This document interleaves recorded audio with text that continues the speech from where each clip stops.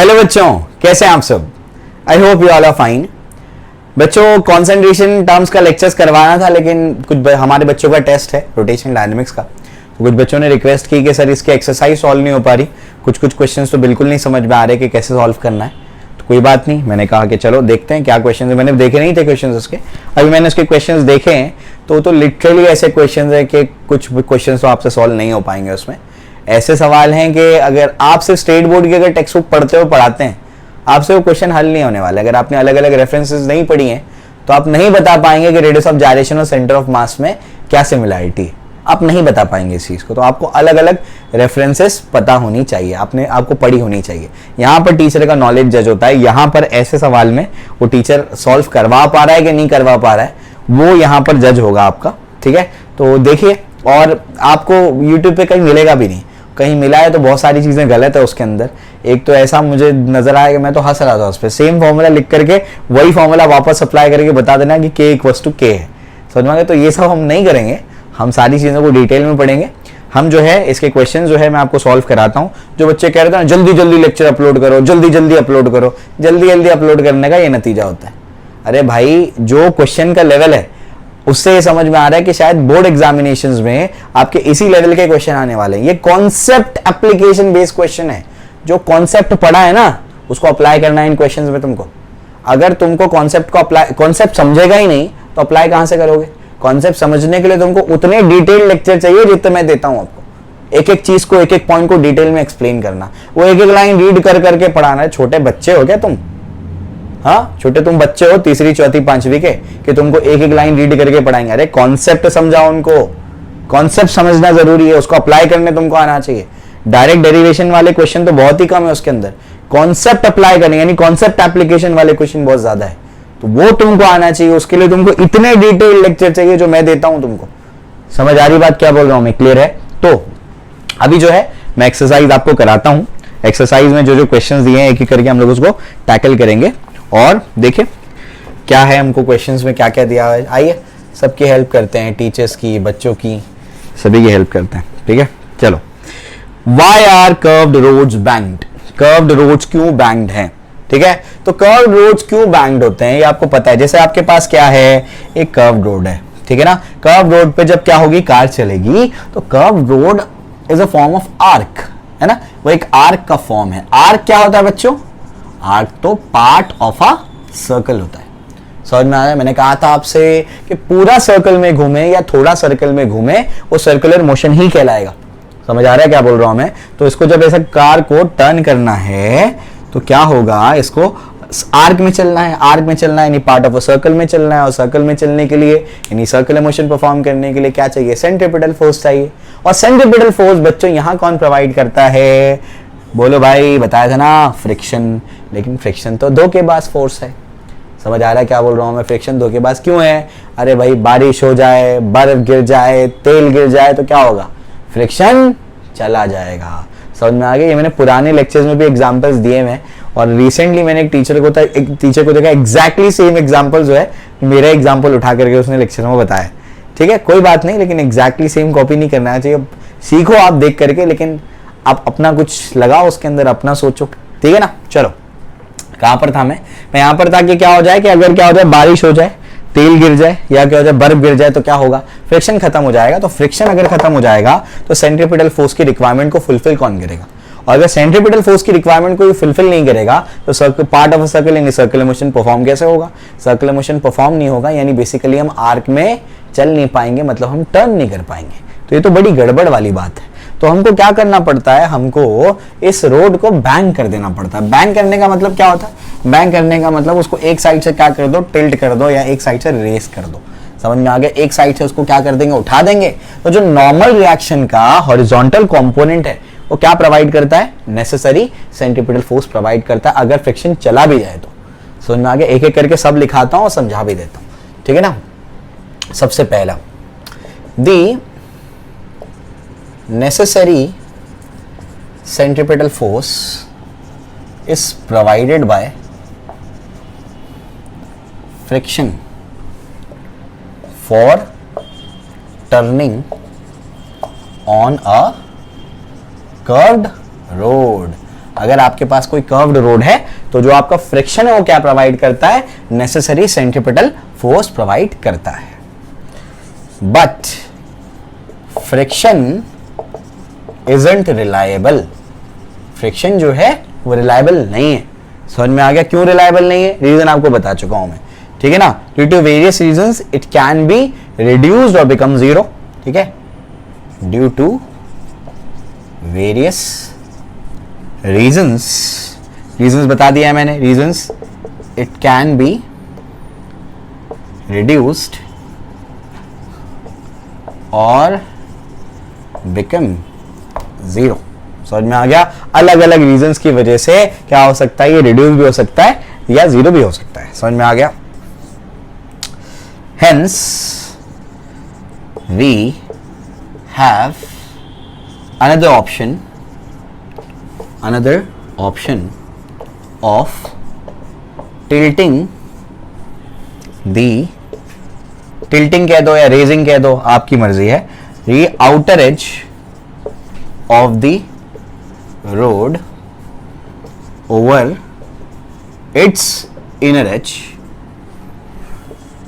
outer edge of the road over its inner edge, ठीक है ना, कॉल्ड एज बैंकिंग। उसी को क्या कहते हैं, बैंकिंग ऑफ रोड्स कहते हैं। और ये करने से क्या होगा, ये करने से ये होगा कि आपका जो हॉरिजॉन्टल कंपोनेंट होगा वो क्या प्रोवाइड करेगा, नेसेसरी सेंट्रिपिटल फोर्स। ठीक है, ये 3 पॉइंट्स आप लोग स्क्रीनशॉट्स ले लो, फिर इसको याद कर लेना, लिख लोगे तो ज्यादा बेटर है, ठीक है ना। चलो भाई, जरूरी नहीं है एग्जैक्टली ये लिखना है, बिल्कुल जरूरी नहीं है, आप अपनी लैंग्वेज में लिखो, जरूरी है कि सही लिखना है। समझ आ रहा है क्या बोल रहा हूं मैं। कुछ ऐसे बच्चे होते हैं हमारे यहाँ पर, सालों से देखते आ रहा हूं, जो बच्चे 11th में आते हैं, 12th में रहते हैं, तो वो वर्नाक्युलर मीडियम के होते हैं, वो बेचारों को नहीं लिखने आता है, वो नहीं लिख पाते हैं इंग्लिश को, इंग्लिश में। इस वजह से लिख करके दे रहा हूं ताकि उन बच्चों की भी हेल्प हो जाए। जो अपने इंग्लिश मीडियम के स्टूडेंट्स हैं उनको तो कोई दिक्कत ही नहीं है, वो सही लिखें, जरूरी नहीं एग्जैक्टली लिखें, सही लिखें। समझ आ रहा है, ठीक है। चलो भाई, तो ओवर इट्स इनर एज, ये अपने को कॉल्ड एज बैंकिंग, और उसके बाद ड्यू टू दिस, चौथे पॉइंट में, due to this the horizontal component of normal reaction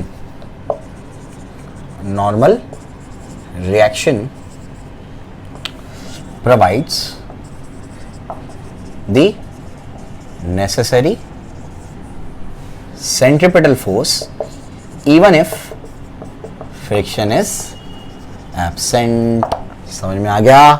अगर फ्रिक्शन एब्सेंट भी है तब भी क्या हो जाएगा, आपका जो हॉरिजॉन्टल कंपोनेंट है वो क्या प्रोवाइड करेगा, नेसेसरी सेंट्रिपिटल फोर्स प्रोवाइड करेगा। कितना आसान है, ठीक है। डायग्राम बना के देता हूं, ठीक है। आंसर्स में डायग्राम वगैरह बनाया करो। बोर्ड एग्जाम की यही बुरी बात है भाई, सब लिखना पड़ता, सब आता है लेकिन सब लिखना पड़ता, तो लिख लिख के बताओ, ठीक है ना। चलो भाई, तो ये डायग्राम भी बना करके बता देना, ठीक है। पॉइंट पार्टिकल जो है उसको क्या बोल देना, कार बोल देना, ठीक है। Point A represents the car, नीचे क्या है mg, बच्चों ये क्या है, normal reaction, this is theta, यानी थीटा से इसको बैंक कर दिया, this is n cos theta, ये बताया सब मैंने कैसे होता है वो, अभी आप लोग को याद रखना है। और ये क्या है, n sin थीटा। समझ में आ रहा है, क्लियर है। ऐसे कार अपनी क्या करेगी, टर्न करेगी, कार टर्न करेगी तो n sin थीटा क्या प्रोवाइड करेगा, नेसेसरी सेंट्रिपिटल फोर्स प्रोवाइड करेगा। समझ में आया, क्लियर है। तो ये सारी चीजें हैं। अब n क्या है, normal reaction, a represents car, mg is the weight of the car, ये सारी चीजें लिखने की जिम्मेदारी तुम्हारी। समझ में आ गया। n क्या है इसका, नॉर्मल रिएक्शन, समझ में आ गया, ऑफ द कार या व्हीकल जो भी होगा। समझ में आया, क्लियर है। mg क्या है, वेट है, वो सारी चीजें लिख लोगे। a रिप्रेजेंट्स दी कार, समझ में आ गया, उसको पॉइंट उसके सेंटर ऑफ ग्रेविटी से रिप्लेस कर दिया है। समझ में आ गया, क्लियर है। तो ये मैंने आपको सारे पॉइंट्स लिख करके दे दिए, और यहाँ पर ये चीज आप लिख लेना कि mg क्या है, a पॉइंट क्या रिप्रेजेंट कर रहा है, n sin थीटा क्या करेगा, सेंट्रिपिटल फोर्स प्रोवाइड करेगा। समझ आया, क्लियर है। डिटेल्ड आंसर दे दिया मैंने। अब इसके बाद हम लोग अगले सवाल पे चलते हैं। अगला सवाल हमारा क्या है, आओ देखते हैं उसको, ठीक है। आई होप आप लोगों को समझ में आया होगा। कुछ नहीं समझे तो मुझे कॉमेंट सेक्शन में बताइए, और जैसे मैं तैयारी कराते जा रहा हूँ वैसी तैयारी करो, समझे। ज़्यादा पढ़ लोगे, अच्छे से पढ़ लोगे तो नुकसान तो नहीं होगा। समझ में आ गया। कम पढ़ लोगे और लास्ट में पेपर नहीं हल कर पाए तो, समझ में आ गया ना। तो इस वजह से कंसेप्चुअल स्टडी करो जैसे मैं करा रहा हूँ, एक ही चीज को जो मैं एक्सप्लेन कराता हूँ और मैं इतनी सिंपल भाषा में कराने की कोशिश करता हूँ कि एक छोटे बच्चे को भी समझ में आ जाए, इतनी सिंपल लैंग्वेज में समझाने की कोशिश करता हूँ। फिजिक्स बहुत आसान है, इस दुनिया में फिजिक्स से ज्यादा आसान कोई सब्जेक्ट है ही नहीं। समझे समझे, जब मैं केमिस्ट्री पढ़ाऊंगा तो क्या बोलूंगा, इस दुनिया में केमिस्ट्री से ज्यादा आसान कोई सब्जेक्ट है ही नहीं। मैथ्स पढ़ाऊंगा तो सेम रिपीट करूंगा। समझ आया, ठीक है ना। चलो कंसंट्रेशन टर्म्स के लिए अगर टाइम बचा रात में, आज अभी वैसे ही टाइम हो गया है, कुछ लगभग 9:45 हो रहा है मेरे हिसाब से। लेट आया एक्चुअली, मैं बहुत लेट आया तो वक्त हो गया, मुझे रिकॉर्ड नहीं करने का टाइम मिला। तो अगर मौका मिलता है तो मैं रात में अपलोड करूंगा, नहीं तो मैं कंसंट्रेशन टर्म्स और मैथ्स का लेक्चर मॉर्निंग अपलोड करूंगा। और कल ही हम लोग क्या स्टार्ट करेंगे, हाइड्रोडायनेमिक्स। बहुत मजा आने वाला है उसके अंदर। विस्कोसिटी सबसे पहले पढ़ाऊंगा, फिर आगे जाके बर्नौली वगैरह पढ़ाऊंगा, बड़ा मजा आने वाला है उसमें, ठीक है ना। चलो भाई, बहुत इंटरेस्टिंग है वो। आ जाओ, जितना तुमने वो उसमें तुमको मजा आया ना हाइड्रोस्टैटिक्स में, उससे ज्यादा मजा तुमको किस में आएगा, हाइड्रोडायनेमिक्स में आएगा। बड़ा इंटरेस्टिंग है वो, ठीक है। चलो आओ, अब क्या है, do we need a bank road for a two wheeler. हाँ बिल्कुल चाहिए, कोई भी व्हीकल लिखा था ना, कार जरूरी नहीं थी, कोई भी व्हीकल हो, है ना, टू व्हीलर फोर व्हीलर कुछ भी हो सकता है। उसके लिए भी अपने को क्या चाहिए, बैंक रोड चाहिए। एक्सप्लेनेशन क्या है, जो एक्सप्लेनेशन यहाँ दिया था सेम एक्सप्लेनेशन लिखना। बात समझ में आ रही क्या बोल रहा हूँ मैं, क्लियर है। यहाँ पर मैं सिर्फ इतना लिख करके दे रहा हूँ फर्स्ट पॉइंट में, इसमें फर्स्ट पॉइंट जो आएगा, yes we need a banked road for a two wheeler also. एक टू व्हीलर के लिए भी हमको क्या चाहिए, बैंक रोड चाहिए। बात समझ में आ रही क्या बोल रहा हूं मैं, क्लियर। और रीजन क्या है, वही जो आपको मैंने रीजन बताया कि जब क्या होगा, बैंक नहीं होगा रोड तो फ्रिक्शन प्रोवाइड करेगा, फ्रिक्शन रिलायबल नहीं है, कुछ भी बहुत सारे रीजन के फ्रिक्शन क्या हो जाएगा, जीरो हो सकता है, रिड्यूस हो सकता है। तो हमको से जितना सेंटीमीटर फोर्स चाहिए टर्न लेने के लिए उतना हो सकता है ना मिले, तो हम क्या कर देते हैं, बैंक कर देते हैं, यानी टिल्ट कर देते हैं रोड को। टिल्ट करने से क्या होता है, नॉर्मल रिएक्शन का एक कंपोनेंट क्या करेगा, हॉरिजॉन्टल कंपोनेंट सेंटीमीटर फोर्स की रिक्वायरमेंट को फुलफिल करेगा। समझ में आ गया। तो आगे लिखाने की जरूरत नहीं है, बाकी सेम आंसर है उसका, वो तुम लोग कॉपी कर लेना, ठीक है। चलो भाई, उसके बाद आगे बढ़ते हैं। आगे क्या है, next part, why it is useful to define radius of, नहीं आई एम सॉरी, तीसरा सवाल कुछ और है। तीसरा सवाल क्या है, do we need sorry on what factors is the frequency of a conical pendulum depends, is it independent of some factor. ठीक है, ओके। कौन कौन से फैक्टर्स पे frequency of conical pendulum depend करता है। सबसे पहले कॉनिकल पेंडुलम का डायग्राम बना दो तुम्हारे लिए मैं, ऐसे कुछ था हमारा, ऐसे उसको क्या करते हैं अपन, हॉरिजॉन्टल सर्कल में घुमाते हैं बच्चों, है ना, ऐसे कुछ था। अब उसके बाद आगे चलो, this angle is theta, this angle is theta, this angle is, this tension is T, इसके दो कंपोनेंट, यहाँ पर एम जी, ये क्या होगा, ये थीटा, ये क्या है, टी कॉस थीटा, ये क्या होगा, टी साइन थीटा, सब बताया था मैंने, समझ में आ गया। यहाँ पर क्या होगा, सेंट्रीफ्यूगल फोर्स मान लो, या सेंट्रीपिटल फोर्स की रिक्वायरमेंट को फुलफिल करेगा, ये सब मैंने बताया था आपको। और इसमें टाइम पीरियड को हम लोग ने कर लिया था, है ना, क्या डिराइव किया था बताओ, ये था 2π√L cos theta divide by G. याद रखने का तरीका क्या है, सिंपल पेंडुलम का तो सभी को याद रहता है, T इज इक्वल टू 2π√, क्या होता है, L बाई जी। समझ में आ रहा है क्या बोल रहा हूँ मैं, ठीक है ना। चलो भाई, तो याद रखने का कि यहाँ पर क्या होगा, 2t 4π लोटा बटे ग्लास, क्या बोला मैंने, 2t 4π लोटा बटे ग्लास। समझ में आ गया। जब 4π टूटेगी तो क्या बनेगी, 2π बन जाएगी ना, टूट गई, 4π थी टूट गई तो क्या बन गई, 2π बच गई, है ना। तो 2t 4π लोटा बटे ग्लास, समझ में आ गया। तो ये सिंपल पेंडुलम के लिए। जब कॉनिकल पेंडुलम की बात आएगी यहाँ पर क्या आ जाएगा, L की जगह L cos थीटा आ जाएगा। समझ में आ गया। तो याद रखने का तरीका अच्छा है, 2t 4π लोटा बटे ग्लास, ठीक है, क्लियर हो गया। चलो भाई, तो ये अपने को समझ में आ रहा है। अब इससे फ्रीक्वेंसी निकलेगी। फ्रीक्वेंसी क्या है, फ्रीक्वेंसी होता है 1/t। 1/t क्या होगा, 1/2π√g डिवाइडेड बाय क्या हो जाएगा, L cos थीटा। तो अगर तुमको फॉर्मूला दिख गया तो समझ में आ गया तुमको कि कौन कौन चीजों पे डिपेंड करता है फ्रीक्वेंसी। देखो ध्यान से, इसका बेसिक फॉर्मूला यही है। कभी कभी फॉर्मूले में जो दिखता है वो जरूरी नहीं वैसे ही हो। अभी मैं रेडियस ऑफ जायरेशन पे आऊंगा, समझ में आ गया। रेडियस ऑफ जायरेशन में ऐसे समझ में आता है कि I = mk² है, तो radius of gyration depends on मास, लेकिन वो total mass of the body पे डिपेंड नहीं करता, वो डिस्ट्रीब्यूशन पे डिपेंड करता है। बड़ा इंटरेस्टिंग है, वो मैं आपको समझाऊंगा, क्योंकि हमको उस पर इसके बेसिक फॉर्मूले पे जाना पड़ता है, जो आपको मतलब बहुत ही कम टीचर्स कराते हैं। मैं कराऊंगा आपको, बेफिक्र रहिए। तो n is directly proportional to √g, पहला चीज। n depends on acceleration due to gravity. Second चीज, n देखो ऑन की कौन सी चीजों पे डिपेंड करता है, L पे डिपेंड करता है, is inversely proportional to √L। Length पे डिपेंड करता है। समझ में आ गया। तीसरी चीज क्या आएगी, n is inversely proportional to under root of cos theta, वो कॉस थीटा पे भी डिपेंड करता है। समझ आ रहा है क्या बोल रहा हूं मैं, क्लियर है। तो ये चीज आपको याद रखनी है। तो n depends on this this this. समझ में आ गया। अब क्या, किस पे डिपेंड नहीं करता, कौन से फैक्टर्स पे डिपेंड नहीं करता। तो एक बड़ा इंटरेस्टिंग है कि यहां पर अगर आप देखेंगे फ्रीक्वेंसी का फॉर्मूला जो है, इसमें कहीं पर भी मास नहीं आ रहा है। This is very very very important. यानी तुम अगर यहां पर एक चूटी से क्या करो, एक चूटी से कॉनिकल पेंडुलम बना करके घुमाओ, या हाथ, आइडियली बोल रहा हूं मैं, या हाथी से क्या करो, कॉनिकल पेंडुलम बना करके घुमाओ, दोनों की फ्रीक्वेंसी सेम होगी। It does not depends on the mass of the particle. समझ में आ गया। लेकिन ऐसा प्रैक्टिकली नहीं होता। प्रैक्टिकली जो है, आप किसी भी एक्सपेरिमेंट में वेरिएशन करो, कुछ ना कुछ तो रिजल्ट में फर्क पड़ेगा। लेकिन ये आइडियली बात करते हैं, हमारी टेक्स्ट बुक जो है वो आइडियल केसेस की बात करती है। समझ में आ गया। तो यहां पर आप एक पतले आदमी को बिठाओ या मोटे आदमी को बिठाओ, कोई फर्क नहीं पड़ता। चूटी को बिठाओ, हाथी को बिठाओ, दोनों की फ्रीक्वेंसी क्या होगी, सेम होगी। समझ में आ गया, क्लियर है। तो n ideally n does not depend on mass of the particle. वो पार्टिकल के मास पर डिपेंड नहीं करता बच्चों। समझ में आया, क्लियर है। तो बहुत सिंपल है, फॉर्मूला रट्टा मार लो। क्या बोला मैंने, 2t 4 पाई, 2t 4 पाई, जब 4 पाई टूटेगी तो क्या बचेगी, 2 पाई बचेगी। तो 2 पाई अंडर रूट ऑफ क्या, लोटा बटे ग्लास, l बाई जी। तो वो सिंपल पेंडुलम का है, कॉनिकल के लिए क्या लगा देना, l की जगह l cos थीटा लिख देना। समझ में आया, क्लियर है। बाकी तो तुम समझ जाओगे, फ्रीक्वेंसी 1 अपॉन टाइम पीरियड होता है, वो देख करके फॉर्मूले में लिख देने के कौन कौन सी चीजों पे डिपेंड करता है, कौन कौन सी चीजों पे डिपेंड नहीं करता है।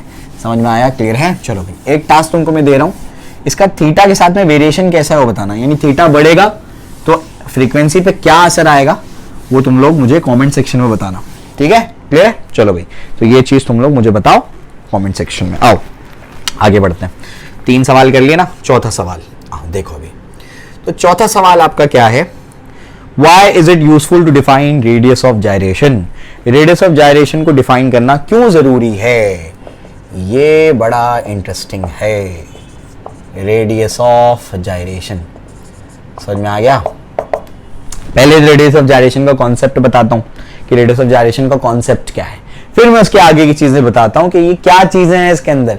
इसका एक आपको आज नया फॉर्मूला बताऊंगा मैं रेडियस ऑफ जायरेशन का, जो आपने नहीं पढ़ा है क्योंकि सिलेबस में नहीं था, तो भी मैंने इसलिए नहीं कराया, लेकिन एंट्रेंस में तो मैं कराता उसको। एंट्रेंस का भी नहीं हुआ रोटेशनल डायनेमिक्स, है ना, तो एंट्रेंस में तो उसको मैं कराता, लेकिन आपके सिलेबस में नहीं था, इस वजह से मैंने उसको नहीं कराया। तो वो देखो एंट्रेंस वाला पार्ट काम आएगा आपको कुछ सवालों का जवाब देने के लिए। पहले तो मैं बताता हूँ रेडियस ऑफ जायरेशन है क्या, समझने की कोशिश करो उसको। आपके पास एक बॉडी है, ये एक बॉडी है, ये आपने क्या कर दिया, इसको ये वाले एक्सिस के बाद रोटेट कराया इस बॉडी को। समझ में आ गया, ठीक है ना। ये जब आप इस बॉडी को रोटेट करवाते हैं तो इस बॉडी को रोटेट कराने पर ये वाले एक्सिस के अबाउट इसका मोमेंट ऑफ इनर्शिया आता है 4 किलोग्राम मीटर स्क्वायर। कितना आ गया, 4 किलोग्राम मीटर स्क्वायर। समझ आ रही बात, क्लियर हो गया। चलो आगे बढ़ते हैं। आगे क्या, इसके बाद नेक्स्ट पार्ट में देखते हैं। अभी क्या, मैं ये बॉडी को क्या करता हूं, ठोक पीट के क्या कर देता हूं, एक छोटा सा पार्टिकल बना देता हूं। ठोका पीटा और क्या कर दिया, एक पार्टिकल बना दिया। एक्सिस वही रखा है, ध्यान से देखना।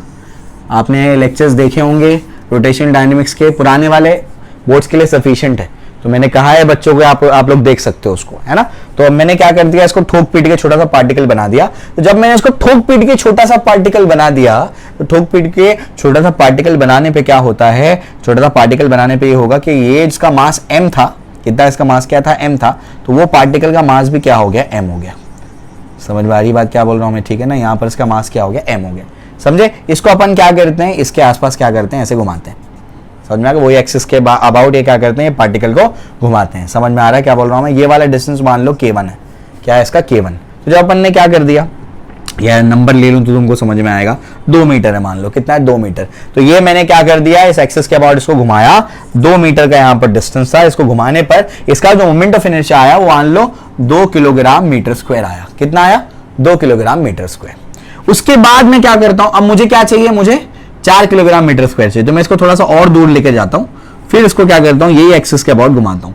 जब मैंने इसको घुमाया तो ये जो अब डिस्टेंस आ रहा है, ये डिस्टेंस जो है रेडियस से आपको समझ में आ रहा है, तो ये जो डिस्टेंस है आपका ये 3 मीटर है। कितना है, 3 मीटर। तो अभी यहां पर कितना आया, 3 किलोग्राम। जो उसके अबाउट घुमाया तो कितना मोमेंट ऑफ इनर्शिया आ गया इसका, 3 किलोग्राम मीटर स्क्वायर। ये वाला डिस्टेंस भी मैं नहीं लूंगा, 3 मीटर भी नहीं लूंगा, 2 मीटर भी नहीं लूंगा। क्यों? क्योंकि मुझे कितना मोमेंट ऑफ इनर्शिया चाहिए, 4 चाहिए। फिर मैं क्या करता हूं, इसको घुमाता हूं ये वाले डिस्टेंस के about.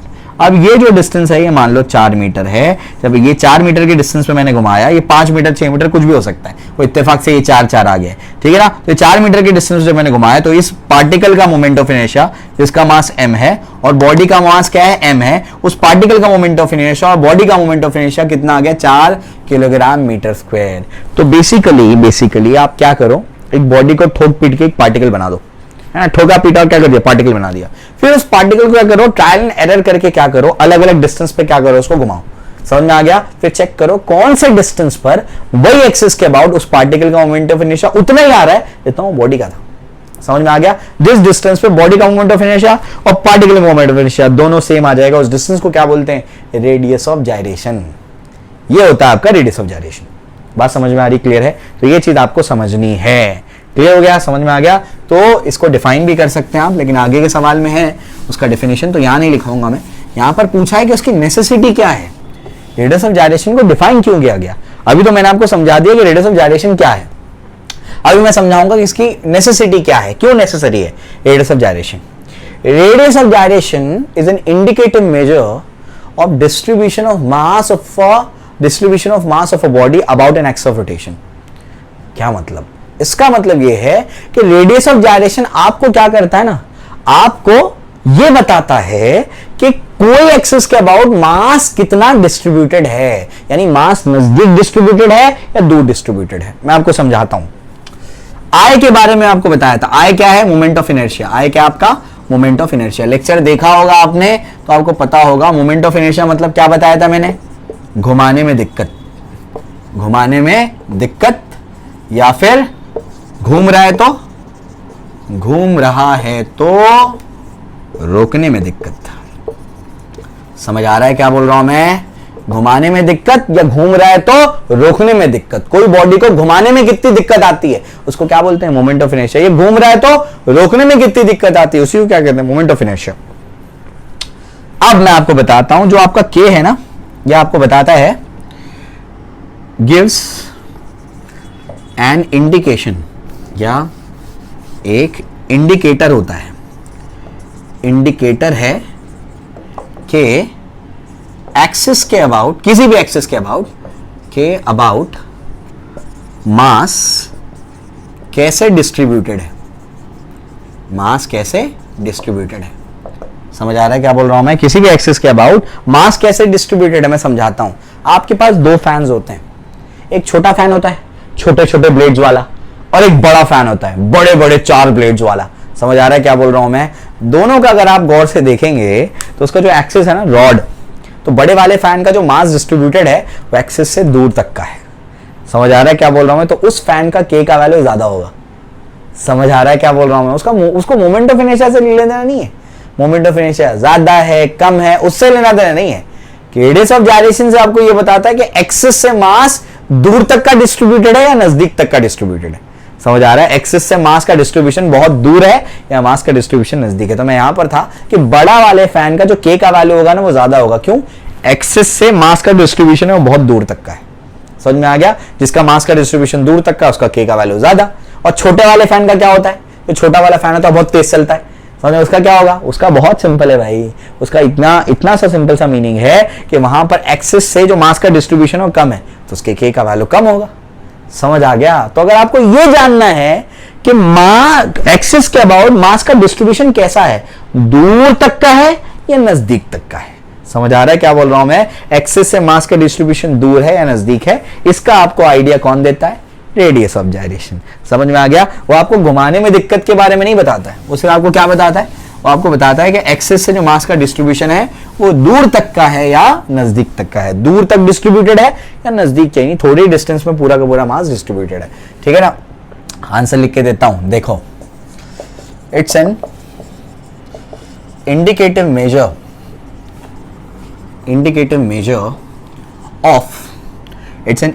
Measure of distribution of mass of a body about an axis of, मैं AOR लिखूंगा इसको शॉर्ट में, आप लोग पूरा लिखेगा, बोर्ड एग्जामिनर को नहीं समझ में आएगा कि AOR क्या, पूरा लिखेगा। It's an indicative measure of distribution of mass of a body about an axis of rotation. समझ में आ गया, एक इंडिकेटिव मेजर होता है कि एक्सिस के आसपास मास कैसा डिस्ट्रीब्यूटेड है। समझ में आ गया। इफ के इज लार्ज, के ज्यादा है, इसका मतलब क्या, दिस इंप्लाइज, इसका मतलब क्या है, इसका मतलब है दिस इंप्लाइज कि आपका जो है एक्स ऑफ रोटेशन यहां पर के the mass is distributed, the mass is distributed to a long distance from the axis of rotation। समझ में आ गया। अगर k लार्ज है मतलब mass is distributed to a long distance from the axis of rotation. समझ में आ गया, ठीक है। उसके बाद इफ k स्मॉल, अगर k छोटा है, इसका मतलब क्या, इसका मतलब the mass is distributed nearer to nearer from the axis of rotation। समझ में आ गया। मास is distributed to a long distance, या farther ऐसे लिखो तो ये ज्यादा बेटर है, ज्यादा बेटर वर्ड क्या, farther from the axis of rotation। समझ में आ गया, nearer from the axis of rotation। समझे, क्लियर हो गया। तो k किसका आइडिया देता है रेडियस ऑफ जायरेशन का, घुमाने में दिक्कत का नहीं, वो एक्चुअली किसका आइडिया देता है आपको कि मास का डिस्ट्रीब्यूशन कैसा है। समझ आ रहा है क्या, घुमाने में दिक्कत या रोकने में घूम रहा है तो रोकने में दिक्कत, इसका आइडिया कौन देगा, आई देगा। k क्या देगा, मास का डिस्ट्रीब्यूशन कैसा है एक्सिस ऑफ रोटेशन के आसपास। समझ में आ गया, क्लियर है।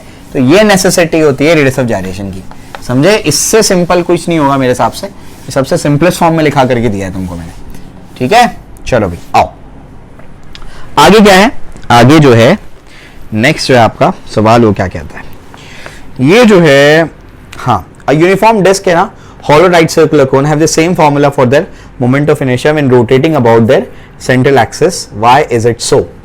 ये फिफ्थ जो क्वेश्चन है बड़ा इंटरेस्टिंग क्वेश्चन है। ये आपसे क्या कहता है, ये आपसे कहता है एक आपके पास यूनिफॉर्म डिस्क है, यूनिफॉर्म डिस्क है मतलब क्या, जिसका डेंसिटी क्या है, सेम है। तो आपके पास एक यूनिफॉर्म डिस्क है, ठीक है। तो एरियल मास डेंसिटी जिसकी सेम है, ठीक है, यूनिफॉर्म डिस्क है। और आपको क्या कहता है, ये आपसे कहता है कि इसका ये वाले सेंट्रल एक्सिस के बाद जो मोमेंट ऑफ इनर्शिया है बच्चों, इट इज mr²/2, ये आपको पता होना चाहिए। समझ में आ गया, ये डिस्क है, ठीक। इसके बाद आगे क्या कहता है कि आपके पास ना एक और हॉलो राइट सर्कुलर कोन भी है। क्या, एक हॉलो यानी अंदर से खोखला है वो। समझ आ रहा है क्या बोल रहा है, सिर्फ यहीं पर मास है, यहां पर अभी मास नहीं है। समझ आ रहा है क्या बोल रहा हूं मैं, जैसे वो बर्थडे वाली टोपी होती है बिल्कुल वैसी, समझे, ऐसा है, ठीक है ना। तो ये राइट सर्कुलर कोन का ये वाला सेंट्रल एक्सिस ले लो, इसके बाद जो मोमेंट ऑफ इनर्शिया आता है वो ये आता है mr²/2। ये सेम क्यों है, ये पूछा है तुमको। क्या पूछा है तुमको, पूछा है कि ये सेम क्यों है। अब इसका आंसर तुमको मिलेगा ही नहीं। हाँ मैं तुमको देता हूं आंसर, समझो जरा, समझने की कोशिश करो। मेरे पास एक एक्सिस है, ध्यान से देखना मैं क्या बोल रहा हूं। उस पे ये वाला कोई ऑब्जेक्ट मैंने लिया हुआ है, ऐसे कोई ऑब्जेक्ट, इसमें मैं अलग अलग मासेस मार्क करता हूं। ध्यान से सुनना, तुमको इसका ना तो एक्सप्लेनेशन मिलेगा ना कहीं पर आंसर मिलेगा ढंग का। मैं आपको सही तरीके से बता रहा हूं, यही सही तरीका है इसको समझने का, ठीक है। ये वाला इसका मास m1 बोल दिए, ये वाले पार्टिकल का m2 बोल दिए, ये वाले पार्टिकल का m3 बोल दिए, ये वाले पार्टिकल का m4 बोल दिए, ये वाले पार्टिकल का m5 बोल दिए, ये वाले पार्टिकल को m6 बोल दिए। अलग अलग पार्टिकल का मैंने नाम रख दिया। समझ में आ गया। चलो भाई, अब जो है मोमेंट ऑफ इनर्शिया का फॉर्मूला तुमको पता होगा। The general formula is mr²। General formula क्या होता है, mr² for the individual particles. तो अगर मुझे नेट मोमेंट ऑफ इनर्शिया निकालना है इस एक्सिस के अबाउट, यानी ये जो डिस्ट्रीब्यूशन ऑफ मास है इसका मुझे क्या करना है, मुझे मोमेंट ऑफ इनर्शिया निकालना है। अलग अलग पार्टिकल्स अगर रखे हुए हैं तो ये वाला जो डिस्टेंस कितना है, मान लो x1 डिस्टेंस है, m2 का डिस्टेंस कितना है, x2 डिस्टेंस है, m3 का कितना है, x3 है, वैसे ही x4, x5, x6। समझ में आ गया। ये मुझे क्या करना है, अभी निकालना है, ध्यान से सुनने का। तो अगर मोमेंट ऑफ इनर्शिया निकालना चाहता हूं तो m1 x1 का स्क्वायर, डिस्टेंस कितना है, x1 है तो x1 का स्क्वायर प्लस क्या होगा, m2 x2 का स्क्वायर प्लस क्या हो जाएगा, m3 x3 का स्क्वायर। समझ आ गया। मान लो डिस्क्रीट पार्टिकल्स है, प्लस क्या हो जाएगा, वही m4 x4 का स्क्वायर, अप टू कहां तक जाएंगे, m6 x6 का स्क्वायर। समझ आ रहा है क्या बोल रहा हूं मैं, क्लियर है। ऐसे आप क्या करेंगे, इसका मोमेंट ऑफ इनर्शिया निकालेंगे। ध्यान से सुनना है, एक्सप्लेनेशन इंपॉर्टेंट है इसका।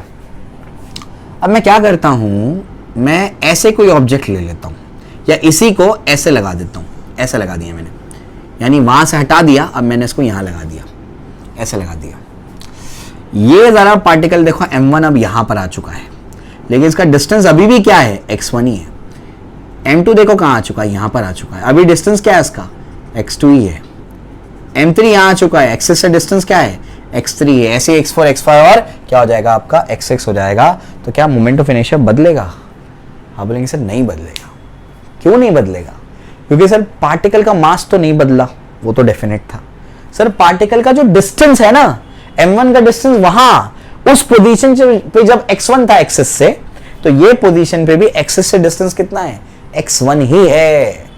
समझ आ रहा है क्या बोल रहा हूं मैं? यानी क्या मोमेंट ऑफ इनर्शिया दोनों केसेस में सेम क्यों आ रहा है?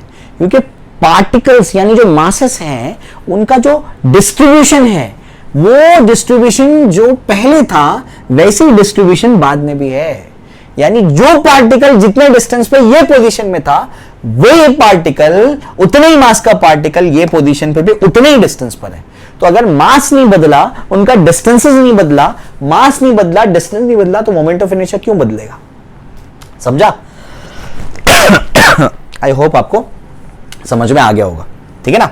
चलो भाई आओ। आपने सर ये क्या पढ़ा दिए, सवाल तो कुछ और ही था। अरे बेटा हर चीज को डिटेल में एक्सप्लेन करता हूं ना मैं, तो इसको भी डिटेल में एक्सप्लेन करना जरूरी था, वरना कंफ्यूजन रहता है, बेचैनी रहती है। मुझे तो बेचैनी रहती है, कोई चीज अच्छे से समझ में नहीं आई जब, तो बेचैनी होती है। तो मैं अच्छे से ही समझाता हूँ सारी चीजें। आओ समझाता हूँ क्या है, समझो जरा। तुम्हारा ये कोन है, ये कोन है, ठीक है। मान लो ये तुम्हारा मेटल का है, ठीक है ना, जिस जो डिस्क का मटेरियल है वैसे इसका मटेरियल है, ठीक। ये जो आपका ऐसे कोन है, जो आपका कोन है, ऐसे मैंने उसको पकड़ा है, ये पकड़ के मैं इसका पाच ऐसे पिचका दिया मैंने। जैसे ही मैंने क्या कर दिया, इसको पिचका दिया, तो होगा क्या आप समझने की कोशिश करो। पहले क्या था, पहले ये पार्टिकल तो बिल्कुल एक्सिस पे था, ये वाला जो पार्टिकल है वो एक्सिस से क्या था, मान लो x1 डिस्टेंस पे था। ये वाला पार्टिकल एक्सिस से क्या था, x2 डिस्टेंस पे था। ये वाला पार्टिकल x3 से क्या था, देखो ये वाला पार्टिकल m1 है, ये m2 है, ये m3 है, ये x3 डिस्टेंस पर है। ये वाला पार्टिकल जो आपका m4 है वो क्या है, x4 डिस्टेंस पर है। कुछ समझ आ रहा है? ठीक है, हाँ सर समझ में आ रहा है। सेम वही कहानी यहाँ पर भी रिपीट होगी, ठीक है। एक साइड का पहले समझ लेते हैं। जब मैंने इसको पिचका दिया, तो पिचकाने पे क्या हुआ, ये पार्टिकल आकर के बैठ जाएगा यहाँ पर। तो ये पार्टिकल जब पहले एक्सिस पे था, तो जब पिचकाने के बाद भी तो एक्सिस पे ही होगा। फिर जब मैंने इसको पिचकाया, तो ये जो आपका m1 है वो यहाँ आके बैठ जाएगा।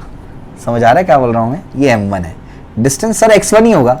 जब पिचकाया मैंने पिचकाया, तो पिचकाने पे ये वाला पार्टिकल क्या होगा, m2 यहाँ बैठेगा। डिस्टेंस कितना है सर, x2 ही है। ये m3 यहाँ बैठेगा और m4 तो अपनी जगह पे बैठेगा। अच्छा, इसका मतलब जो पार्टिकल्स पहले थे, मास जिनका जो था पिचकाने से पहले, वही मास अभी भी है। जो पार्टिकल जितने डिस्टेंस पे था पहले, पिचकाने के बाद भी वो उतने डिस्टेंस पर है।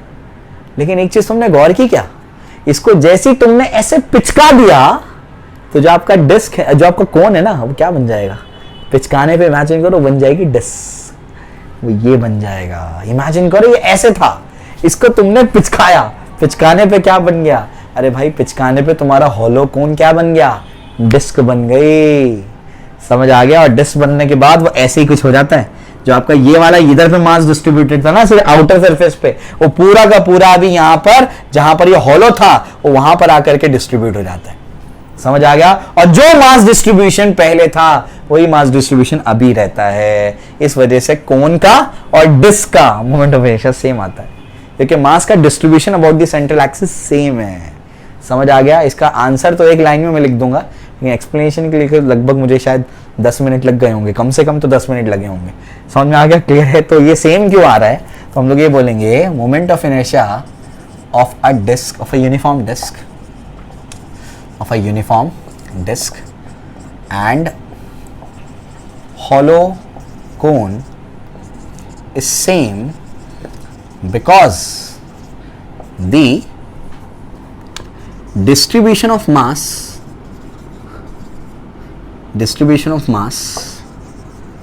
is same for both the objects about the central axis. समझ में आ गया? तो ये इतना सा आंसर है, लेकिन एक्सप्लेनेशन खतरनाक था इसका। समझे? क्लियर हो गया?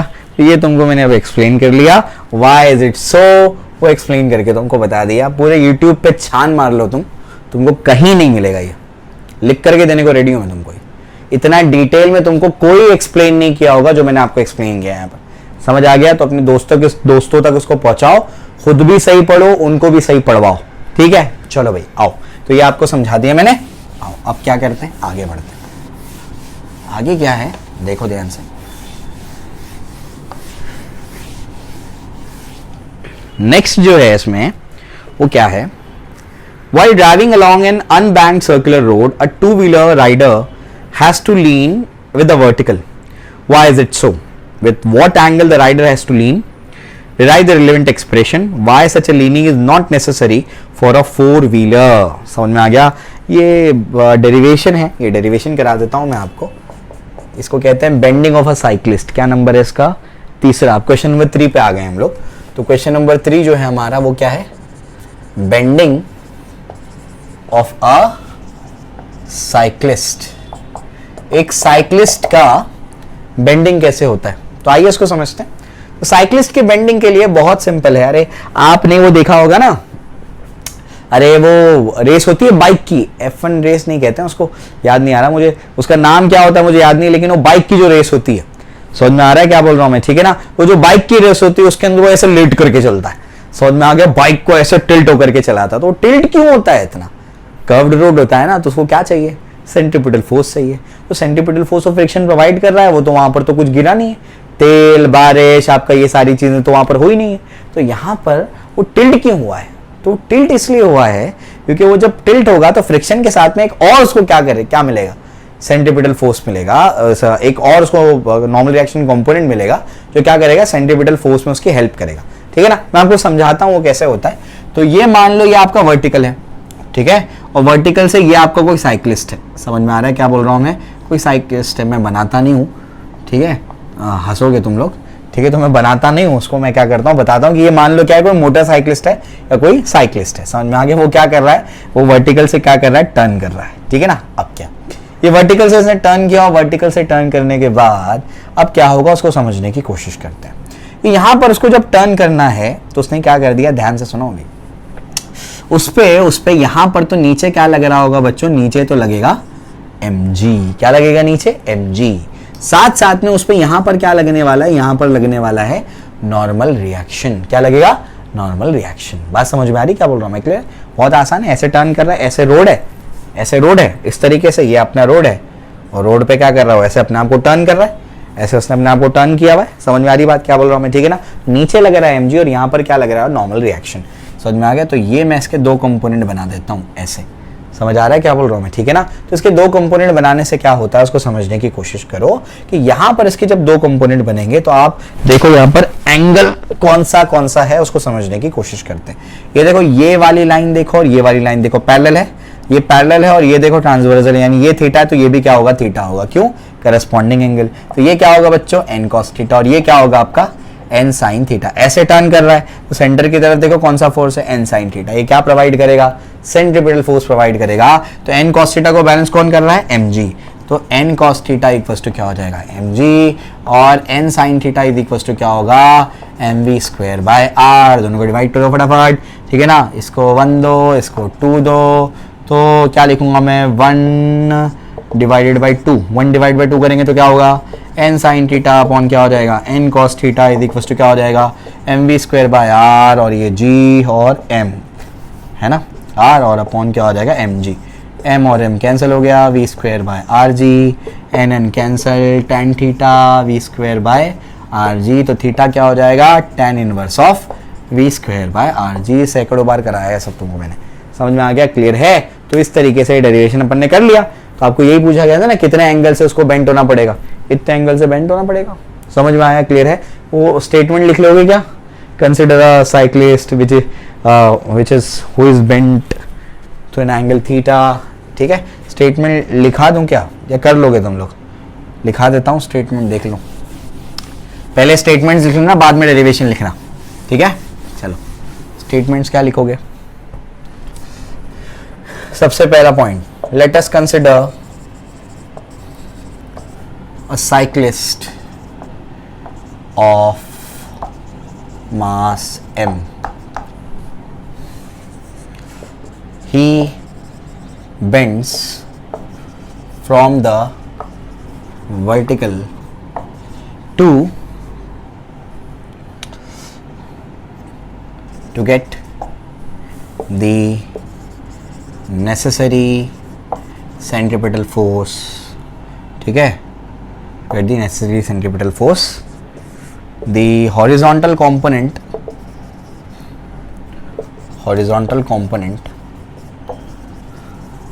of centripetal force provides the necessary, इसको इसी में लिखना, and the horizontal centripetal force provides the necessary centripetal force.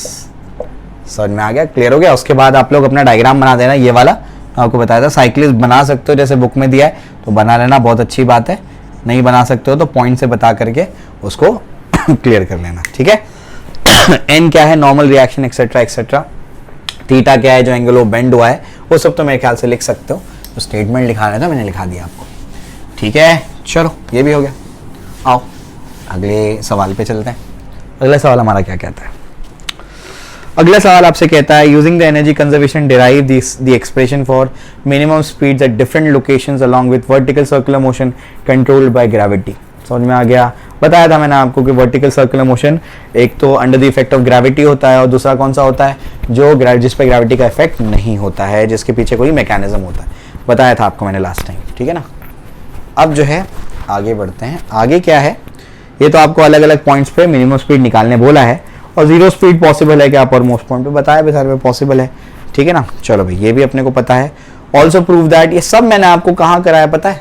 Vertical circular motion में मैंने आपको जो ये कराया ना, क्या एंट्रेंस वाला लेक्चर, वीसीएम के 2 लेक्चर बने, एक बोर्ड्स का और एक एंट्रेंस का, तो उसमें मैंने सारी चीजें आपको बताई है। तो वो जाकर के अगर आप देख लेंगे फोर्थ, तो आप लोगों को आ जाएगा वो। तो अगर आप जाकर के उसको देखें तो सब मैंने उसको बताया है, ठीक है ना। आप चाहते हैं तो मैं करा देता हूँ उसको, लेकिन वैसे मैं ऑलरेडी करा चुका हूँ उसको, ठीक है। चलो भैया आओ, चलो बता देता हूँ मैं कैसे करते हैं। तो सबसे पहले क्या करना है, अलग अलग पॉइंट्स पे मिनिमम स्पीड निकालनी है। उसको मैंने बहुत डिटेल में पढ़ाया था, हर एक पॉइंट कवर किया था मैंने, उसको लिखा ही था, most comprehensive lecture on YouTube, बहुत डिटेल में कराई थी मैंने सारी चीज़ उसके अंदर, ठीक है। आइए बता देता हूँ, स्टेटमेंट नहीं लिखाऊंगा मैं, जल्दी से डिराइव कर देता हूँ उसको, ठीक है। स्टेटमेंट आप टेक्स्ट बुक से लिख लेना, ठीक है। और ज्यादा बड़ी बात नहीं है स्टेटमेंट लिखने में। Let us consider particle performing vertical circular motion, उसका मास m है, उसका रेडियस इतना है, l है, r है, जो भी तुमको लिखना है तो उस हिसाब से तुम कर सकते हो। अब तुमको क्या करना है, कोई पार्टिकल क्या कर रहा है, वर्टिकल सर्कुलर मोशन परफॉर्म कर रहा है, और आपको क्या करना है, अलग अलग पॉइंट पे मिनिमम स्पीड निकालनी है बच्चों। कैसे निकालोगे? अरे बड़ा आसान है बाबू, देखो ध्यान से। यहाँ पर कोई पार्टिकल है जो क्या कर रहा है, वर्टिकल सर्कुलर मोशन परफॉर्म कर रहा है, ये आपका ओरिजिन होगा। उसके बाद जो है यहाँ पर मैंने वो क्या कर दिया, पार्टिकल m मास का लिया। नीचे क्या लग रहा है बच्चों? नीचे लग रहा है mg, यहाँ लग रहा है आपका टेंशन। समझ में आया? क्लियर है? उसके बाद मैंने आपको क्या बताया था, mg के 2 कंपोनेंट करो, याद कर लो। देखो जब भी हॉरिजॉन्टल सर्कुलर मोशन होगा तो टेंशन के कंपोनेंट करना, और वर्टिकल सर्कुलर मोशन में अक्सर क्या करना, mg के कंपोनेंट करना, ठीक है। बड़ी इंपॉर्टेंट चीज बताई है मैंने। ये थीटा है तो ये भी क्या होगा, थीटा होगा, बताया था मैंने। ये देखो 2 लाइन क्या है, पैरेलल, और ये क्या है, ट्रांसवर्सल, तो ये थीटा तो वो थीटा, करस्पॉन्डिंग एंगल, ठीक है। mg cos थीटा नहीं पता है, डिटेल में देखना है तो जाकर के लेक्चर देखो, mg sin थीटा। समझ में आ गया? उसके बाद तो मैंने आपको बताया था क्या करना भाई, t माइनस क्या हो जाएगा, mg cos theta is equal to क्या होगा, mv स्क्वायर बार, बताया था मैंने। t mg cos थीटा दोनों मिलकर के क्या प्रोवाइड करेंगे, दोनों का डिफरेंस मिलकर के सेंट्रीपिटल फोर्स प्रोवाइड करेगा। डिटेल में समझना है, जाकर के लेक्चर देख सकते हो। क्लियर हो गया? यहाँ तक अपने को समझ में आता है। इसके बाद अब क्या है, आइए उसको समझने की हम लोग कोशिश करते हैं, ठीक है। तो ये अपने को समझ में आया, t minus mg cos theta is equal to क्या हो जाएगा, mv स्क्वायर बाय r हो जाएगा, ठीक है। चलो आगे बढ़ते हैं। आगे क्या देखो ध्यान से। अब अपने को क्या निकालना है, अलग अलग पॉइंट पे मिनिमम स्पीड निकालनी है। तो मिनिमम स्पीड कैसे निकालेंगे, तो आइए उसको समझने की कोशिश करते हैं। सबसे पहले मुझे क्या करना है, मिनिमम स्पीड निकालनी है ये वाले पॉइंट पर। ये वाले पॉइंट पे जो मैं मिनिमम स्पीड निकालूंगा, तो बताओ कैसे निकालूंगा मैं। बहुत सिंपल है मिनिमम स्पीड निकालने के लिए। कम से कम मिनिमम स्पीड क्या होगी टॉप मोस्ट पॉइंट पे, जब क्या होगा आप क्या करेंगे, टेंशन को जीरो कर देंगे। समझ में आ गया। व्हेन सबसे पहला केस एट एच, समझ में आ गया। क्या लिखेंगे, if T is equal to zero, V is equal to क्या होगा, वी मिनिमम हो जाएगा। समझ आ रहा है क्या बोल रहा हूं मैं। एच पे थीटा का वैल्यू क्या होगा बताओ जरा, थीटा का वैल्यू 180 डिग्री होगा। समझ में आया, क्लियर है। सारी चीजें मैंने आपको बताई हैं, डिटेल में देखना है जाकर के लेक्चर देख सकते हैं। टी माइनस क्या हो जाएगा, एम जी कॉस थीटा, तो आपको पता है। टी को जीरो कर दो, माइनस एम जी, और ये क्या हो जाएगा, कॉस ऑफ 180। कॉस 180 कितना होता है भैया, कॉस 180 होता है -1। समझ में आ गया। तो यहाँ पर cos 180 की जगह क्या लिखूंगा, -1 इज इक्वल टू क्या होगा, एम वी एच का स्क्वायर डिवाइड बाय क्या हो जाएगा, आर। माइनस माइनस क्या होगा, प्लस होगा। M G is equal to क्या होगा, M V H square by R. M और M cancel, V H is equal to under root of क्या हो जाएगा, R G. This is the minimum speed at H, minimum speed at H. समझ में आ गया। जो एच पे क्या है मिनिमम स्पीड है, ये आपने निकाल ली। समझे, क्लियर है। चलो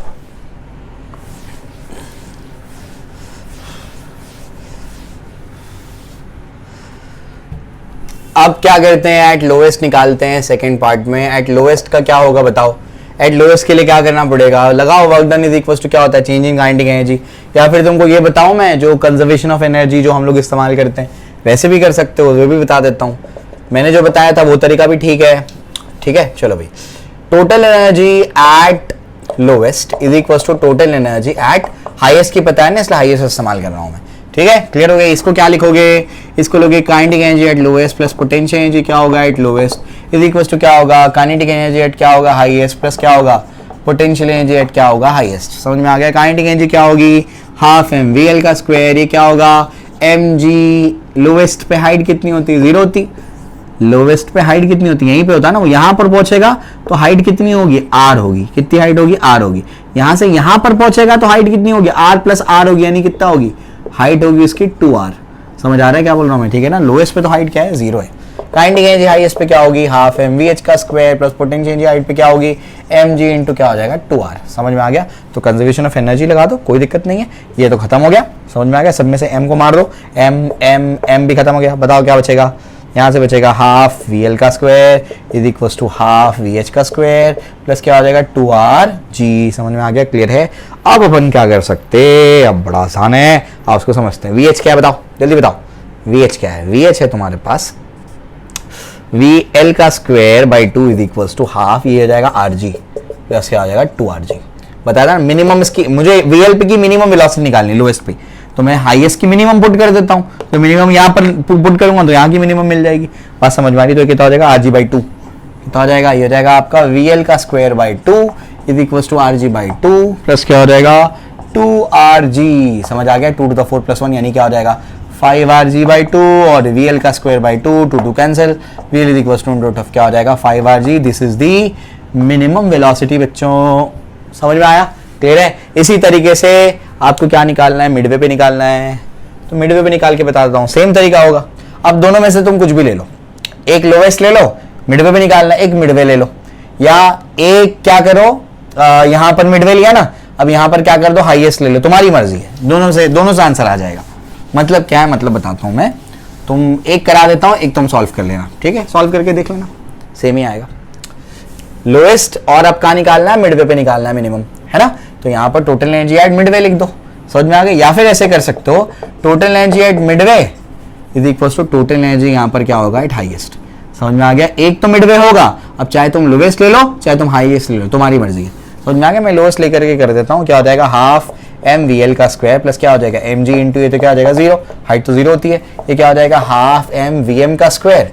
क्या लिखा समझ में आया, kinetic energy plus potential energy, kinetic energy plus potential energy, M G into midway पे हाइट कितनी होती है, यहां से पार्टिकल चला यहां पहुंचा तो हाइट कितनी ट्रैवल किया, हाइट तो r ट्रैवल किया, तो एम जी आर हो जाएगा। समझ में आया, क्लियर है। ये तो खत्म हो गया। बचेगा क्या बताओ, एम भी सब में से मार दो, बचेगा क्या हाफ वी एल का स्क्वायर, हाफ वी एम का स्क्वायर प्लस यहां पर क्या है आर जी। समझ में आ रहा है। वी एल अभी निकाला, क्या आया 5r जी, वी एल का स्क्वायर 5r जी हो जाएगा बाई 2, हाफ वी एम का स्क्वायर प्लस आर जी, ये आर जी को यहां भेजो, 5r G by 2 minus R G is equal to क्या हो जाएगा हाफ वीएम का स्क्वायर। समझ में आ गया? 2 आ जाएगा तो 5rg minus 2rg will be 3rg। तो 3rg by 2 is equal to क्या होगा? वीएम का स्क्वायर बाई 2।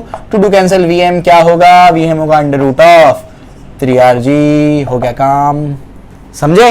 क्लियर हो गया? चलो भाई, कितना आसान है इसको सॉल्व करना। ठीक, तो ये भी तुमको निकाल करके दे दिया मैंने। इसके बाद आगे क्या है, आगे का समझाता हूं। चलिए, इसके बाद जो है ये क्या पूछा है? Is zero speed possible at the upper most point? Zero speed जो आपका मास टाइड टू अ स्ट्रिंग वाला पार्ट है उसमें पॉसिबल नहीं है, याद रखिएगा।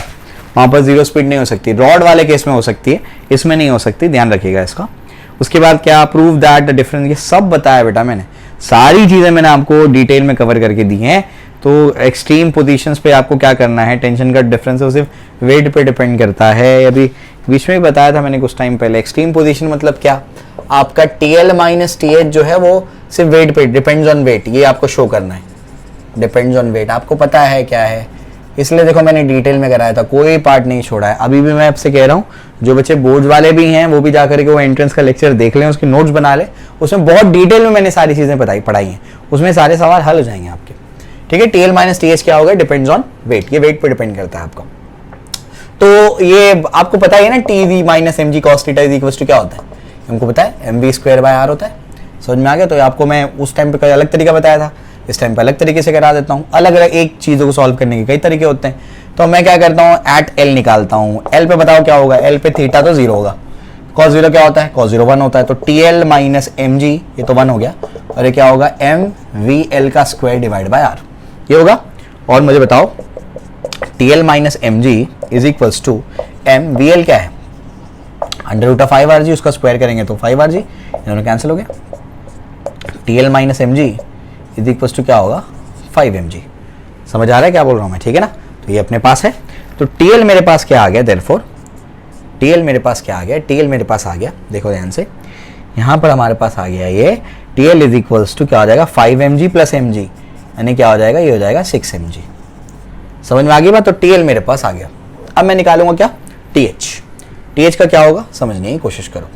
नाउ एट H पे क्या होगा? थीटा 180 होगा। थीटा 180 यानी क्या होगा? cos 180 क्या होगा? -1 होगा। तो TH फॉर्मूला क्या है? देखो जनरल फॉर्मूला TH माइनस क्या है? Minus mg cos 180 is equal to क्या होगा? mvh का स्क्वायर डिवाइड बाय क्या हो जाएगा? r। ठीक है ना? cos 180 क्या होता है? वो तो -1 होता है। तो TS minus mg -1 is equal to m, ये क्या हो जाएगा बताओ? rg। बताया था VH का मिनिमम वेलोसिटी rg, r और r कैंसिल हो गया, हो जाएगा t plus mg is equal to क्या हो जाएगा? mg कैंसिल, TH क्या आ जाएगा? TH आ जाएगा 0। समझ आया? क्लियर है? तो आइडियली तो ये आ गया। तो अब दोनों को माइनस कर लो, जल्दी से माइनस करोगे तो बताओ क्या आएगा? TL minus TH। TL क्या है? DL में से TH माइनस, TL क्या है? 6mg। TH क्या है? 0। आंसर क्या आएगा? 6mg। प्रूफ कर दिया कि TL माइनस TH क्या है? 6mg। समझे? क्लियर हो गया? तो इतनी आसानी से तुम इसको डिराइव कर सकते हो। अब जैसे तुमको ठीक लगे तुम वैसा इसको डिराइव कर लेना। ठीक हो गया? चल आगे बढ़ते हैं। देखो कितना आसान था ये। ठीक, इसमें एक शायद पॉइंट रह गया है क्वेश्चन नंबर 3 में। Why such a leaning is not necessary for a 4 wheeler. एक 4 व्हीलर के लिए लीनिंग नेसेसरी क्यों नहीं है? वो क्यों लीन नहीं करेगा 4 व्हीलर? इसलिए नहीं करेगा क्योंकि जो आपके टायर्स होते हैं ना गाड़ी के, ये अपने गाड़ी के जो टायर्स होते हैं, इनसे क्या प्रोड्यूस होता है? Normal reaction N1 N2। इनसे जो टॉर्क प्रोड्यूस होता है वो फ्रिक्शन से प्रोड्यूस होने वाले टॉर्क को कैंसिल कर देता है। इस वजह से उसको लीन होने की जरूरत नहीं है। इतना सिंपल है। समझ में आ गया? लिख देना उसको क्वेश्चन नंबर 3 के लास्ट पार्ट में। The torque produced due to normal reactions of the tyres is cancelled by the torque produced by the friction। समझ में आ गया? फ्रिक्शन की वजह से जो टॉर्क प्रोड्यूस हुआ उसको टायर के प्रोड्यूस होने वाले नॉर्मल रिएक्शन क्या कर देते हैं? मार देते हैं, खत्म कर देते हैं, कैंसिल कर देते हैं। ठीक है, चलो ये भी हो गया। आगे बढ़ते हैं। आगे क्या है? क्वेश्चन नंबर 5, फोर्थ वाला बड़ा सवाल था, एक एक पॉइंट उसका मैंने करा दिया, स्टेटमेंट तुम खुद लिख लेना, बहुत सिंपल है इसके स्टेटमेंट्स लिखना। Discuss the necessity of radius of gyration, ये फिर से क्यों आ गया? Useful, why is it useful to define radius of gyration, बता चुका हूं मैं ऑलरेडी, सेम वहां पर आएगा जो क्वेश्चन नंबर 2 का फोर्थ है, सेम वो इसका पहला पार्ट है फिफ्थ का। डिफाइन इट, इसको डिफाइन करो। अब डिफाइन नहीं किया था, डिफाइन करते हैं, ठीक है। रेडियस ऑफ जायरेशन, जायरेशन का मतलब बच्चों होता है सर्कल, तो रेडियस ऑफ सर्कल ये मतलब है, ठीक है। तो ये इसको डिफाइन करो, it is the distance of a particle from the axis of rotation at which the whole mass of the body is supposed to be concentrated so as to possess the same moment of inertia as that of the body। समझ में आ गया? ये distance होता है, ये आपका कोई बॉडी है, समझ में आ गया? ये डिस्टेंस होता है वो पॉइंट का जहां पर पूरी बॉडी का मास कॉन्सेंट्रेटेड माना जा सकता है। इस पॉइंट का मास भी m है, पूरी बॉडी का मास भी क्या है? m है। तो the distance of the particle from the axis of rotation with the whole mass of the body is supposed to be concentrated so as to possess the same moment of inertia as that of the body। समझ में आया? Clear है? चलो भाई, तो मैंने पहले बहुत डिटेल में बताया, इसका डेफिनेशन भी लिख करके दे दिया है, रट्टा मार लेना डेफिनेशन में कोई भी इधर उधर नहीं करने का, वर्ड्स को जैसे दिया है वैसे ही याद कर लो। ये बोर्ड्स की बड़ी खराब बात है, सब रट्टा मारना पड़ता है, ठीक है, लेकिन समझ के रटो तो अच्छी बात है। चलो आ जाओ, on what factor does it depend and it does not depend, कौन कौन से फैक्टर पे डिपेंड करता है और कौन कौन से फैक्टर पे डिपेंड नहीं करता है। समझ में आया? चलो भाई आओ, इसको समझने के लिए मुझे क्या करना पड़ेगा ना, अभी कुछ चीजें मुझे तुमको पहले समझानी पड़ेंगी जो तुमने टेक्स्ट बुक में नहीं पढ़ी हैं और जनरली तुमको किताबों में नहीं मिलती, अच्छी रेफरेंसेस भी मिलेंगी तुमको, ठीक है। आओ समझाता हूं। सबसे पहले तुम्हारे पास जो रेडियस ऑफ जायरेशन का फॉर्मूला है वो क्या है? I is equals to M K square, यही तो फॉर्मूला है, ये रिलेशन तुम पढ़ते हो। I इज इक्वल्स टू क्या होता है? एम के स्क्वायर होता है, ये हमको समझ में आ रहा है। तो मुझे तुम ये बताओ कि के स्क्वायर क्या हो जाएगा? के स्क्वायर हो जाएगा I अपॉन एम, क्या हो जाएगा? I अपॉन एम हो जाएगा के स्क्वायर, ये अपने को समझता है। अब इसको थोड़ा सा और समझने की कोशिश करते हैं कि ये मैं क्या करता हूं, इसको ऐसे लिखा मैंने, ऐसे लिखा, और I को मैं क्या करता हूं, उसका डेफिनेशन लिखता हूं, मतलब क्या, ऐसे लिख देता हूं, उसको बताओ, सिंपल करता हूं मैं। I का डेफिनेशन लिखता हूं, I क्या है तुमको पता है, क्या है वो? m1r1 स्क्वायर प्लस क्या होगा? m2r2 स्क्वायर अप टू क्या होगा? mn rn स्क्वायर, यही तो होता है मोमेंट ऑफ इनर्शिया। लेक्चर में देखा होगा, तुमने नहीं देखा तो जा करके देखो। ये तुम्हारे पास हो जाएगा, तो ये है तुम्हारे पास, ठीक है ना। अब जरा समझने की कोशिश करो मैं क्या बोल रहा हूं, ध्यान से सुनना, इंपॉर्टेंट है। Let m1 equals to m2 equals to m3, मान लिया मैंने कि सबके सबका मास क्या है? m है, अप टू mn जो है वो क्या माना मैंने? m मान लिया। तो ये m यानी m सब में से क्या होगा? कॉमन आ जाएगा, अंदर क्या हो जाएगा? r1 square plus r2 square up to क्या हो जाएगा? rn स्क्वायर, ये हो जाएगा आपका m के स्क्वायर। समझ में आ गया? ठीक। अब मैं क्या कर रहा हूं, ध्यान से सुनना, बहुत इंपॉर्टेंट है, बहुत ज्यादा इंपॉर्टेंट है, कहीं तुमको इसका जवाब नहीं मिलने वाला है, इस वजह से मैं सब करा रहा हूं तुमको। अब मैं क्या कर रहा हूं, अब यहां पर मैं n से मल्टीप्लाई कर रहा हूं, n से डिवाइड कर रहा हूं। n क्या है? n है नंबर ऑफ पार्टिकल्स। n क्या है? नंबर ऑफ पार्टिकल, जितने नंबर, कितने पार्टिकल है? n पार्टिकल, तो n से मल्टीप्लाई n से डिवाइड कर दिया। स्मॉल m क्या है? स्मॉल m है mass of each particle, mass of each particle. Capital M क्या है? मास ऑफ द बॉडी, और n क्या है? Number of particles. समझ में आ रहा है क्या बोल रहा हूं मैं? तो अगर मैं m इंटू एन करूंगा, स्मॉल m इंटू एन, ये तो कैपिटल M मिलेगा। समझे? एक बॉडी 10 किलो की है, तुमने उसके 10 टुकड़े किए और हर टुकड़ा 1 किलो का है, तो 10 इंटू आप क्या कर दो, यानी आपके पास 10 टुकड़े, एक टुकड़े का मास क्या है? 1 किलोग्राम। कितने टुकड़े किए? 10 टुकड़े, 1 इंटू 10 इज 10 किलोग्राम, वही आया 10 किलो। यानी m इंटू एन करेंगे तो क्या आएगा? मास ऑफ द बॉडी मिल जाएगा आपको, ठीक है ना। तो यहाँ n से मल्टीप्लाई n से डिवाइड कर दिया मैंने, ठीक है ना। अब क्या होगा, ये mn और ये m कैंसिल हो जाएगा, है ना, मास तो कैंसिल हो गया, तो देयरफॉर क्या बचेगा? r1 square plus r2 square up to rn square divide by क्या हो जाएगा, n हो जाएगा। ये k स्क्वायर है ना, स्क्वायर हटा दिया। This is the formula for radius of gyration, the actual formula for radius of gyration. समझ आ रहा है क्या बोल रहा हूं मैं? ये एक्चुअल फॉर्मूला है रेडियस ऑफ जायरेशन का। क्या इसमें मास ऑफ द बॉडी आ रही है? अरे वो तो कट गया भाई, समझे क्या बोल रहा हूं मैं? वो मास ऑफ द बॉडी पे डिपेंड ही नहीं करता है। यही में बच्चों को कंफ्यूजन होगा। अभी मैंने हाल ही में देखा, एक टीचर ने लिखा I इज इक्वल टू क्या लिखा, एम के स्क्वायर, के क्या होगा, I बाय एम हो जाएगा। यही फॉर्मूले में यही फॉर्मूला पुट कर दिया उसने। क्या कर दिया, k is equal to under root of क्या लिखा, M K square divide by M. M और एम क्या हो गया, कैंसिल, तो k इज इक्वल टू के। अरे सेम फॉर्मूले में सेम, मतलब क्या, मतलब एक तो होता है टीचर से गलती हो गई, ठीक है समझ में आ रहा है, अब वो गलत ही पढ़ा रहा है, ये क्या पढ़ा रहा है, मतलब अरे स्कूल का बच्चा भी बोलेगा ये क्या करा दिया तुमने। ठीक है, अब छोड़ो उसको, अपन सही सीखते हैं। तो यहाँ पर अपने को देख करके समझ आ रहा है कि रेडियस ऑफ जायरेशन जो है ये मास पे डिपेंड नहीं करता है बच्चों। हाँ, डिस्ट्रीब्यूशन ऑफ मास पे डिपेंड करता है, एक्स ऑफ रोटेशन पे डिपेंड करता है, शेप और साइज ऑफ द बॉडी पे डिपेंड करता है, लेकिन मास ऑफ द बॉडी पे डिपेंड नहीं करता है। समझ आ रहा है, ठीक है ना? तो याद रखना, के इज या के डिपेंड्स ऑन, के डिपेंड्स ऑन किन पे डिपेंड करता है, distribution of mass, distribution of mass about the x of rotation. बताया था मैंने, बड़ा पंखा छोटा पंखा, उसी का तो आइडिया देता है, उसी हिसाब से बदलेगा के का वैल्यू। ठीक है ना? उसके बाद shape and size of the body, body का शेप और साइज क्या है। तीसरा एक्सिस ऑफ रोटेशन पे डिपेंड करता है, कौन सी एक्सिस के अबाउट वो रोटेट कर रहा है, इन चीजों पे डिपेंड करता है। किन पे डिपेंड नहीं करता है, मास of the total mass of the body पे डिपेंड नहीं करता। It does not depend on the total mass of the body. फॉर्मूले में तुमको नजर आ रहा है, ये एक्चुअल फॉर्मूला है।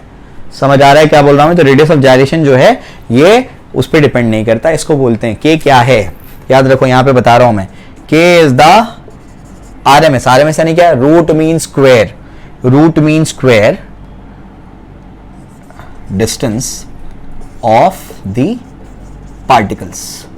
पार्टिकल्स का जो रूट मीन स्क्वायर डिस्टेंस होगा, समझ में आ गया, उसी को क्या कहते हैं, के कहते हैं, रेडियस ऑफ जायरेशन कहते हैं।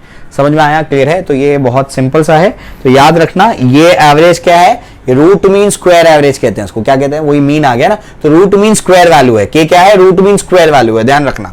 अब जो सेंटर ऑफ मास पे आऊंगा तो ये काम आएगा तुमको, ठीक है? ये मैंने आपको समझा दिया, और कौन कौन सी चीजों पर डिपेंड नहीं करता वो बता दिया, लिख लेना उसको, ठीक है? चलो अब जो है जल्दी से हम लोग इसको कंप्लीट करेंगे, देखो ध्यान से। अब जो है आगे के सवाल पे चलते हैं। On what factor does it depend, does not depend, वो बता दें। Can you locate some similarity between the centre of mass and radius of gyration. बिल्कुल, आओ समझते हैं। सेंटर ऑफ मास का फॉर्मूला क्या है, आर सेंटर ऑफ मास, जल्दी बताओ क्या फॉर्मूला है, m1 r1 बार प्लस क्या होगा, m2 r2 bar up to क्या होगा, mn rn bar divided by m1 plus m2 up to क्या होगा, mn।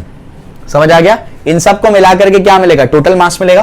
वो टोटल मास को यहां भेज देना, तो क्या होगा, m r centre of mass, m1 r1 bar plus m2 r2 bar up to क्या होगा, mn rn बार। समझ में आ गया? लेट सबका मास यहां पर भी सेम ले लो, मान लो कि सेम है, mn m मान लिया मैंने, सब में m मान लिया, तो क्या होगा, m r centre of mass is equal to क्या होगा, m r1 बार प्लस क्या होगा, r2 बार अप तो क्या होगा, ये rn बार। समझ में आ गया, क्लियर है? अब मैं क्या कर रहा हूं, ध्यान से सुनो, वही कहानी, n से मल्टीप्लाई n से डिवाइड। समझ में आ गया? तो ये हो जाएगा मास, ये मास कैंसिल, तो r सेंटर ऑफ मास बार क्या हो जाएगा, r1 बार प्लस r2 बार अब तो क्या हो जाएगा, rn bar divided bye n हो जाएगा। समझ आया? ये हुई ना बात। अगर आप गौर से देखेंगे तो वो आपका रूट मीन स्क्वायर वैल्यू है, और ये सिर्फ मीन वैल्यू है। ये दोनों में फर्क है, दोनों में फर्क हो गया। दोनों में सिमिलरिटी क्या है, दोनों में सिमिलरिटी कि दोनों एवरेज है। डिससिमिलरिटी क्या है, दोनों अलग अलग टाइप के एवरेज है। समझ आ गया? तो दोनों क्या है, जो आपका, और एक चीज, ये वेक्टर चीज, वेक्टर है। समझ में आ गया? पोजीशन वेक्टर के साथ में डील करता है, वो स्केलर्स के साथ में डील करता है। समझ में आ गया? तो सिमिलरिटी क्या बोलोगे, R centre of mass and K both are averages, दोनों के दोनों क्या है, एवरेजेस हैं, दोनों एवरेज हैं। समझ में आ गया? किसके एवरेज है? पार्टिकल के डिस्टेंस है, डिस्टेंस के एवरेजेस है। बात समझ में आ रही? क्लियर? लेकिन दोनों अलग अलग टाइप के एवरेज हैं। एक आपका मीन, आपका जो मीन वैल्यू है, एक आपका रूट मीन स्क्वायर वैल्यू है। समझ में आ गया? ये आपका मीन वैल्यू है, ये रूट मीन स्क्वायर वैल्यू है। ये वेक्टर के साथ में डील करता है, ये स्केलर के साथ में डील करता है।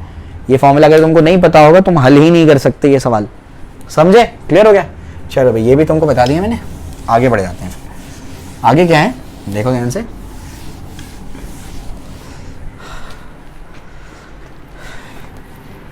What can you infer if a radius of if a uniform ring and a uniform disk have same radius of gyration? अगर कहता है कि एक यूनिफॉर्म रिंग यानी k of ring is equals to k of disc, ये तुमको बोला है, तो इससे तुम इन्फर क्या कर सकते हो, क्या तुम इससे कंक्लूजन निकाल सकते हो? आओ उस पर चर्चा करते हैं, ठीक है ना। तो यहाँ पर जो है अपने को क्या करना है, अभी इस पे कंक्लूजन निकालना है, यूनिफॉर्म रिंग और यूनिफॉर्म डिस्क, ठीक है। अब कैसे करेंगे इसको, आओ समझने की कोशिश करते हैं। ये दोनों का सेम है, यानी मैं क्या लिख सकता हूँ, यहाँ पर मैं लिख सकता हूँ I इज इक्वल टू क्या होता है, एम के स्क्वायर होता है। तो k क्या होगा, क्या होगा आपका under root of I by M. समझ में आ गया? तो k दोनों साइड पे क्या होगा, under root of I by M. तो अंडर रूट ऑफ क्या होगा, I R divide by M R, under root of I D divide by M D. समझ आ रहा है क्या बोल रहा हूँ मैं? ठीक है, स्क्वायरिंग कर दो दोनों साइड पे। Moment of inertia of ring, moment of inertia of mass of ring, moment of inertia of disc और मास ऑफ डिस्क। समझ में आ गया? अब जो है इधर पे अपने को वैल्यू को पुट करना है। रिंग का क्या होता है बच्चों, रिंग का होता है एम आर स्क्वायर, है ना। रिंग का क्या होता है, एम आर स्क्वायर, ये आर ऑफ आर लिखते हैं, ये हो जाएगा एम आर, है ना। रिंग का moment of inertia central axis के अबाउट, दोनों का सेम एक्सिस ले रहे हैं। और इसका क्या होता है, हाफ एम डी, और ये क्या हो जाएगा, एम डी हो जाएगा आर डी का square, half M R square जाएगा एम डी। एम डी क्या हो गया, कैंसिल हो गया। तो देयरफॉर क्या मिलेगा, देयरफॉर आर ऑफ आर का square is equals to half into R D का स्क्वायर। समझ में आ गया? तो देयरफॉर क्या हो जाएगा, R D is equals to root 2 times R of R. ये इन्फर कर दिया तुमने कि जो आपका रेडियस ऑफ डिस्क है वो root 2 times radius of ring आएगा। समझ में आया? क्लियर है? तो सबसे खतरनाक सवाल आपका 50 था, क्योंकि जनरली आपको इसमें नहीं मिलेगा, ठीक है। इसका आपको सोल्यूशन भी नहीं मिल पाएगा आसानी से, और प्रॉपर आंसर भी नहीं मिल पाएगा उसका, ठीक है। वो आपको दोनों दे दिया मैंने, सब डिटेल में बता दिया। अब फटाफट क्या करते हैं, आगे का पार्ट कंप्लीट कर लेते हैं। ये सब एक्सप्रेशंस डिराइव कराए हैं मैंने, तो मुझे नहीं लगता कि मुझे वापस कराने की ज़रूरत है। या आप लोग डेरिवेशंस में जाकर के देख सकते हो, 6, 7, 8, 9 और आपका क्या है 10th 11th भी मैंने करा दिया है। तो सारी चीज़ें मैं ऑलरेडी बता चुका हूँ। कंडीशन बतानी है, parallel perpendicular axis theorem, mathematical expressions बताने, सारी चीज़ें मैंने आपको बता दी है। जैसे पैरेलल एक्सिस थ्योरम कहाँ लगता है आपको पता ही है, वो 3D ऑब्जेक्ट पे लग सकता है, 2D पे लग सकता है, कहीं भी लग सकता है। परपेंडिकुलर एक्सिस थ्योरम सिर्फ प्लेन लैमिनार पे लगता है, ऐसे ऑब्जेक्ट्स पे जो 2D है उन्हीं पे लगता है वो। समझ में आ गया? एंगुलर मोमेंटम ये मैंने करा दिया है, एक्सेलरेशन और टॉर्क के बीच में रिलेशन करा दिया है, conservation of energy, conservation of angular momentum, suitable illustration बता दिए है, और रोलिंग मोशन वगैरह सारी चीज़ें मैंने करा दी हैं, तो वापस कराने की जरूरत नहीं है। अगले लेक्चर में मैं आपको जो है न्यूमेरिकल्स करा दूंगा। तो जो जो सवाल तुमसे नहीं हल हो सकते थे उसे मैंने करा दिया, और जो जो आगे के हैं 6 से लेकर के आपके 11 तक, वो ऑलरेडी उसके वीडियो लेक्चर्स अवेलेबल हैं। तो आप प्लेलिस्ट में जाइए, rotational dynamics by Aamir Shaikh, उसके प्लेलिस्ट देखिए और उसमें आपको सारी चीज़ें मिल जाएंगी। समझ आया? क्लियर है? तो आई होप आपको समझ में आया होगा। तो अपने दोस्तों के साथ शेयर करिए। कुछ नहीं समझे, लेक्चर अच्छा लगा बुरा लगा, कमेंट सेक्शन में हमको बताइए। Okay, thank you.